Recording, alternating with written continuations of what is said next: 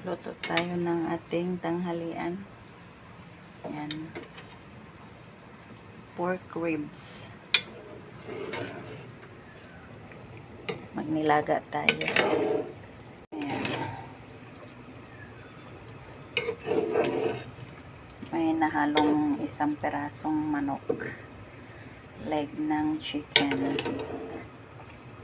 Kasi hindi magkasya yung aking pork ribs. Pinagdagan ko na lang ng isang chicken.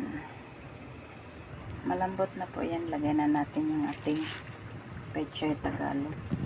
Ito lang yung ilagay natin na gulay. 3 klase lang. Kuluin lang natin ulit para maluto yung gulay natin.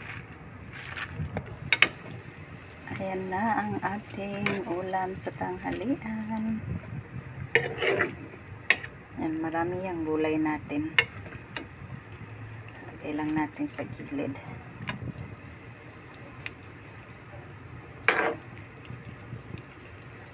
Dapat maraming gulay para masarap yung kanyang sabaw.